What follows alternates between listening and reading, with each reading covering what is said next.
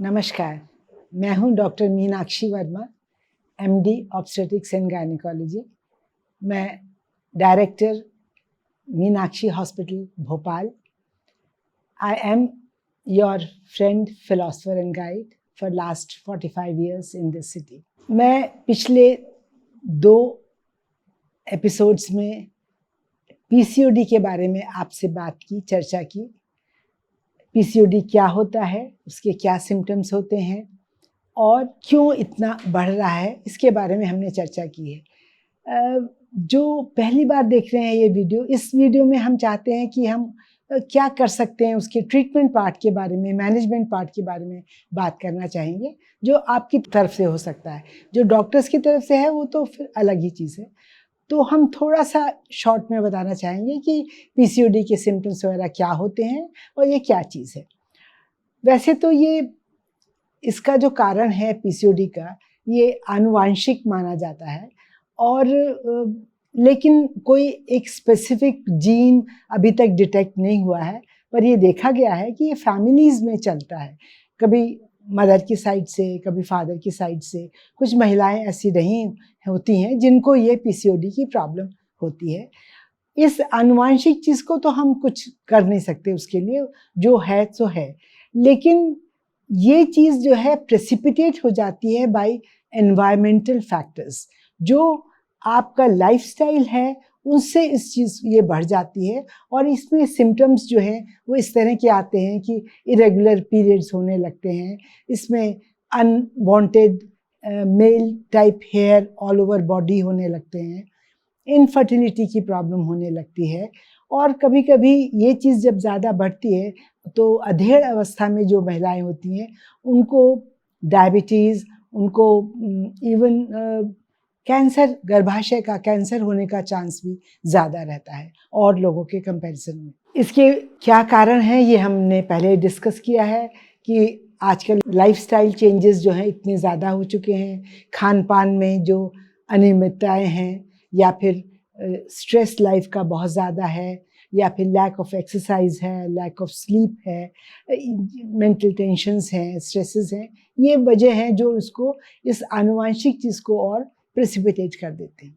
अब हम आज बात करेंगे कि मैनेजमेंट, इसके लिए क्या किया जा सकता है। वैसे तो मैनेजमेंट डॉक्टर्स ही करते हैं, लेकिन उसमें मरीज का, पेशेंट का सहयोग बहुत ज़रूरी है और जब तक आप उसमें एक्टिवली सहयोग नहीं करेंगे तब तक सक्सेसफुल होना पॉसिबल नहीं है। इसको ये मान के चलिए कि पीसीओडी का मैनेजमेंट ऐसा है कि हम इसको जड़ से उखाड़ के नहीं फेंक सकते। इसमें हमेशा ये है कि कंट्रोल में रखा जा सकता है आपकी एफर्ट से, डॉक्टर की एफर्ट से। पर अगर आप सोचें कि इसको जड़ से उखाड़ के हमेशा के लिए फेंक दें तो वैसा नहीं होता है। जैसे कि मैं अपने पेशेंट से कहती हूँ कि जैसे कुत्ते की पूंछ को अगर आप 12 साल भी दबा के रखेंगे तो जब छोड़ेंगे तो वो कर्ल अप हो जाएगी। तो इसको तो आपको पकड़ के रखना है, हमेशा इसको संभाल के ही रखना है और that can only be done by changes in your lifestyle.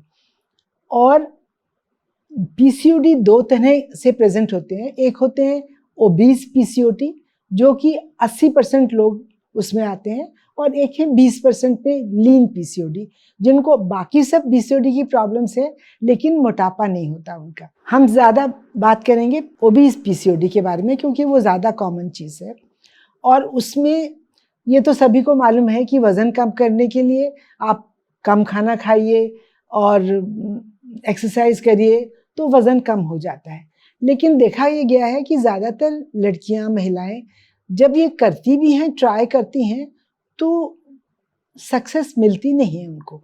ज़्यादातर को परेशानी यही रहती है कि हम तो सब कुछ करते हैं, एक्सरसाइज भी कर रहे हैं, खाना भी बहुत कम खा रहे हैं, लेकिन वज़न नहीं कम हो रहा। वज़न कम करने के लिए एक डाइट का तरीका मैं आपको समझाऊंगी जिसको कि हम इंटरमिटेंट फास्टिंग कहते हैं।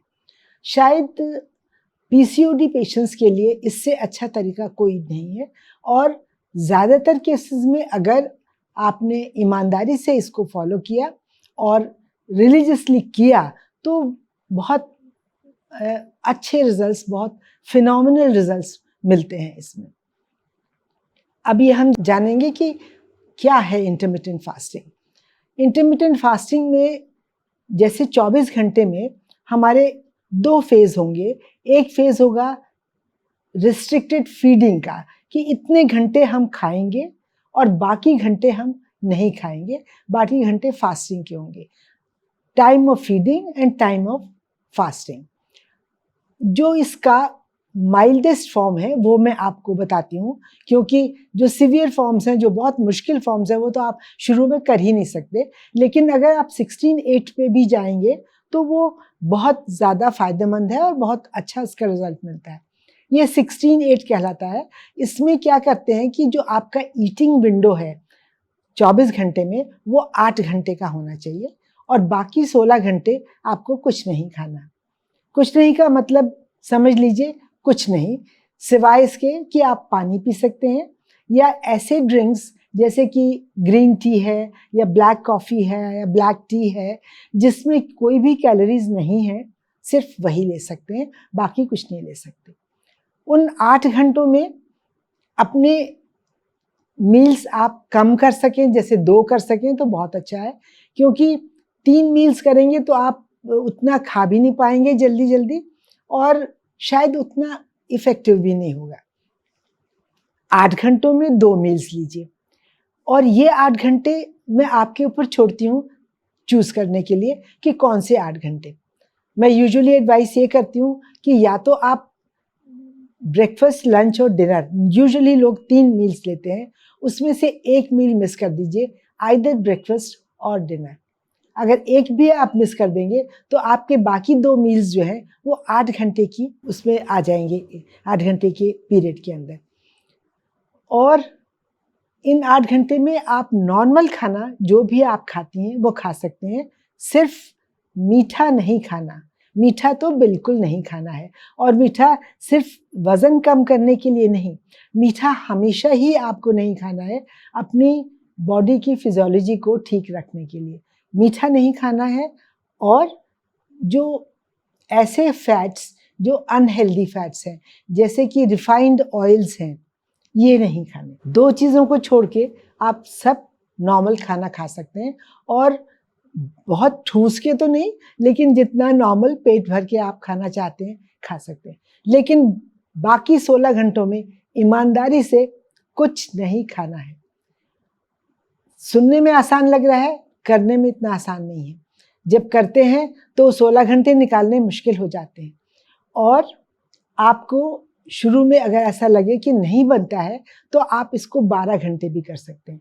स्टार्ट विथ 12 आवर्स फास्टिंग, फिर उसको 13, 14, 15, 16 धीरे धीरे बढ़ाइए एक एक हफ्ते के अंदर, तो आपको आदत पड़ती जाएगी and then you will be able to do 16 hours का एक साथ। ये ना सिर्फ मोटापा कम करने के लिए अच्छा है, बल्कि आपकी बॉडी की फिजियोलॉजी सब इतनी अच्छी करते हैं कि आपकी जो डायबिटीज़ की प्रॉब्लम है और इसमें हाइपरटेंशन की प्रॉब्लम है, इवन लॉन्जिविटी इससे बढ़ती है। इससे आपकी जो क्रॉनिक इन्फ्लेमेशंस हैं बॉडी में, जैसे आर्थराइटिस वगैरह है, उनकी प्रॉब्लम्स हैं, वो सब के लिए, इवन कैंसर्स के लिए ये बहुत अच्छा माना गया है। तो इसको आप ये एक मूल मंत्र पकड़ के रखिए कि हमें लाइफ में ऐसे ही खाना खाना है। शुरू में बहुत दिक्कत होगी, क्योंकि सोशलाइजिंग जब आप करते हैं तो बहुत मुश्किल है किसी को भी समझाना कि मैं तो इंटरमिटेंट फास्टिंग पे हूँ, मैं नहीं खा सकती। लेकिन आपको फर्म रहना है, क्योंकि दूसरे लोग तो आपकी बीमारी को ना झेलेंगे ना आपकी परेशानियों को झेलेंगे, वो तो आपको ही झेलनी है, तो ठीक भी आप ही को करना है। दूसरी है एक्सरसाइज। एक्सरसाइज आपको रेगुलर करनी है, 1 से 1.5 घंटे किसी भी फॉर्म में एक्सरसाइज करें, चाहे वो एरोबिक रहनी चाहिए, जिससे कि आपको पसीना पसीना हो जाए, आपको दौड़ भाग वाली exercise, because you are young, all of you are young ladies.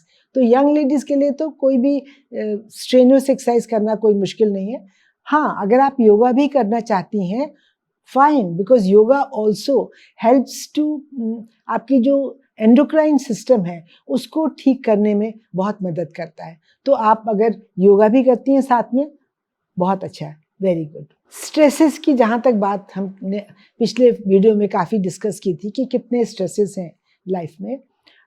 लेकिन स्ट्रेसेस आपको ये समझना पड़ेगा कि सब कुछ करना है, जो भी you are expected to do वो आपको करना ही है। अगर आपको पढ़ाई एक्सपेक्टेड है वो करनी है, नंबर लाने एक्सपेक्टेड है वो भी करनी है, प्रोफेशनल कॉलेज में एडमिशन चाहिए वो भी करना है, लेकिन हर चीज़ बिना परेशान और टेंशन हुए और बिना टेंशन लिए करना है। अगर आप वैसे करेंगे तो आप वही चीज़ आराम से कर लेंगे, अदरवाइज तो बहुत मुश्किल है। और जैसा मैंने पिछले वीडियो में बताया, sleep is very very very important. लोगों का ख्याल है कि हम कम सो के ज़्यादा पढ़ाई करेंगे और हम अच्छा पढ़ लेंगे। गलत है, एकदम गलत है। आपको कम से कम, चाहे एग्जाम्स टाइम्स भी क्यों ना हो, 6 घंटे की नींद तो चाहिए ही चाहिए, क्योंकि जब आप सोते हैं उस वक्त आपके सारे बॉडी के रिपेयर वर्क होता है, बॉडी और ब्रेन का, एंड ऑल्सो बॉडी के सारे टॉक्सिन्स बाहर जाते हैं। अगर आप नहीं सोते हैं तो यही टॉक्सिन्स आपके एक्यूमुलेट होते रहते हैं एंड दे जो आपकी बॉडी की सारी फिजियोलॉजी है उसको गड़बड़ कर देते हैं। तो ये बहुत बहुत इम्पॉर्टेंट है। बाकी जो और चीज़ें हैं, जैसे कि मेंस्ट्रुअल इरेगुलरिटी की प्रॉब्लम है, या इनफर्टिलिटी पेशेंट्स में जिनको एग्स जिनके नहीं बनते हैं, उनके लिए एग बनाने के लिए दवाइयाँ हैं, ये सब काम तो डॉक्टर्स का है। उसको तो आपको या ज़्यादा हेयर बॉडी पे हो रहे हैं तो उनको कैसे रिमूव करना है या उनको कैसे कम करना है किन दवाइयों के साथ, ये सब तो आप डॉक्टर्स के ऊपर छोड़ें। काफ़ी लंबे समय तक इलाज चलता है। छोटी उम्र की लड़कियों को भी हॉर्मोन्स लेने पड़ते हैं। यूजुअली 18 साल से नीचे वालों को हम देते ही नहीं है, पर 18 साल से ऊपर वाली लड़कियों को कभी कभी सालों तक लेने पड़ते हैं।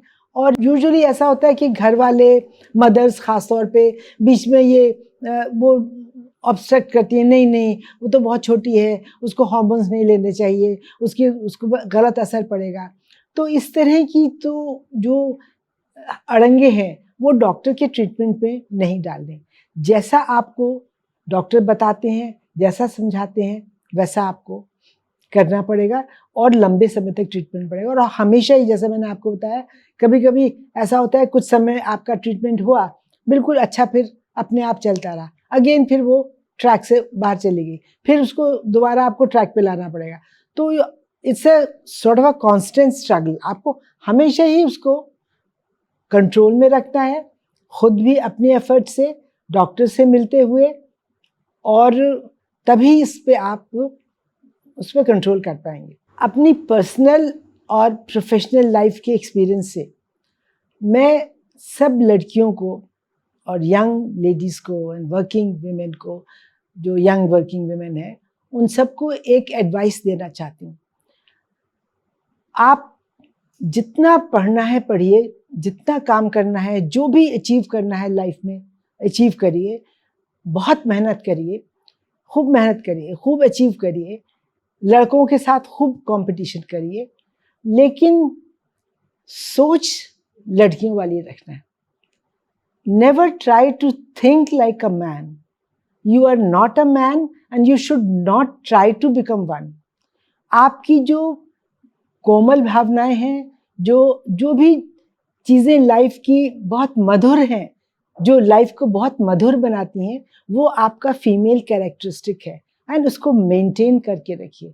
अगर आपने उसको ऐसा नहीं किया, in because you are competing with man, it doesn't mean that you have to leave all that. No, आप अगर अपने आप को बनाए रखिए, आप be proud of being a woman, there is no need to become a man. और PCOD जो ऐसी चीज़ है जिससे आप डरिए नहीं, इससे लड़िए और इस पर विजय प्राप्त करिए। अगर आपको मेरा ये वीडियो अच्छा लगा हो तो इसको लाइक और सब्सक्राइब करिए। धन्यवाद।